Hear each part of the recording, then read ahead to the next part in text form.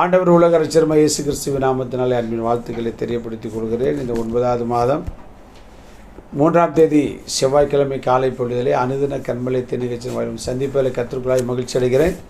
கர்த்தர் தான் உங்களை ஒவ்வொருவரையும் ஆசீர்வதிப்பாராக. இந்த நாளுடைய தியானத்திற்காக நான் ஒரு வசனத்தை வாசிக்க கேட்போம்.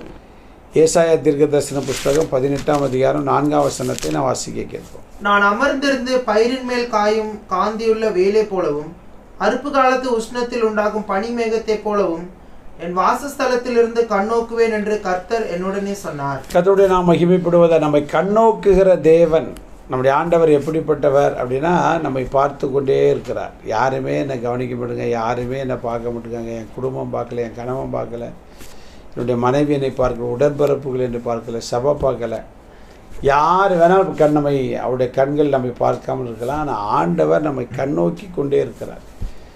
இந்த கண்மலத்தை நிகழ்ச்சியை கேட்டுக்கொண்டிருக்கிற அருமையான தேவனுடைய எதை குறித்து நீங்கள் கவலைப்பட வேண்டாம். நம் மீது கண்ணை வைத்து ஆலோசனை சொல்லுகிற கர்த்தர் நம்மை கண்ணோக்கி கொண்டே இருக்கிறார். நாம் எந்த சூழ்நிலையில் இருக்கிறோம் என்பதை அவர் என்ன செய்தார், பார்த்து கொண்டே இருக்கிறார்.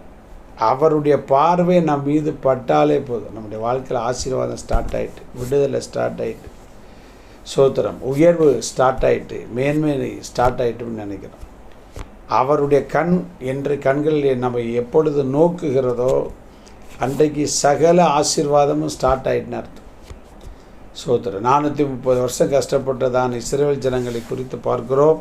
யாத்திரா புஸ்தகம் 2ஆம் அதிகாரம் 25ஆம் வசனத்தில் நம்ம வாசிக்கும் போது பார்த்தீங்க அப்படின்னா, தேவன் இஸ்ரவேல் புத்திரரை கண்ணோக்கினார், தேவன் அவர்களை நினைத்தருளினார். பார்த்தீங்களா, கஷ்டப்படுகிறவர்களை அவர் கண்ணோக்கிறார். இன்றைக்கி உலகத்தில் எந்த மனுஷனை பாருங்களா, கஷ்டப்பட்டவங்களை, நெருக்கப்படுகிறவர்களை, வேதனைப்படுகிறவர்களை, கவலைப்படுகிற கண்ணோக்கிற கூட்டம் ரொம்ப குறைவு.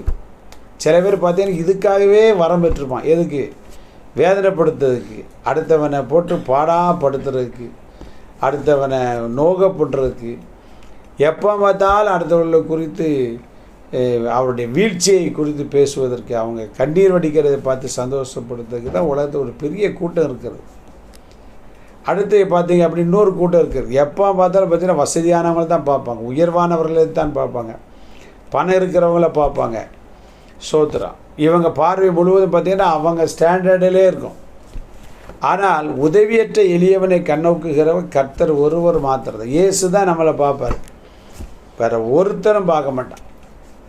அதனால் நம்ம கவனித்து கொள்ள வேண்டிய, என்னை பார்க்கிற என் நேசர் என்னோடு கூட இருக்கிறார் என்பதை மறந்துடக்கூடாது. சொல்றாரு, நான் பரலோகத்திலிருந்து கர்த்தர் நம்ம என்ன செய்கிறார், பார்த்துக்கிட்டே இருக்கிறார். நமக்கு என்ன செய்யணும், நம்ம நெருக்கப்படும் போது அவர் நமக்கு உதவி செய்கிறதான தேவன்.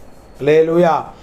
தேவனை நாம் மகிமைப்படுவதாக நம்மை கண்ணோக்கி நம்மை பார்த்து, சீசர்கள் அக்கறைக்கு போங்கன்னு சொன்னார்.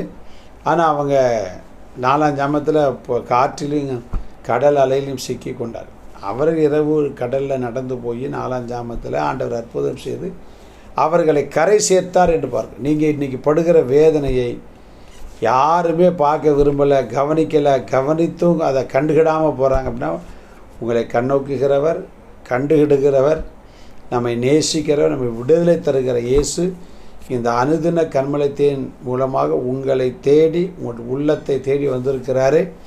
அவர் பார்க்கிறபடினா அவர் யாரெல்லாம் பார்த்தாரோ அவங்கெல்லாம் ஆசீர்வாதம் தான். பேதுருவை திரும்பி பார்த்தார், அவன் மனம் திரும்பினான். சகைவை பார்த்தார், அவன் ஆபிரகாமின் குமாரனாய் மாற்றப்பட்டார்.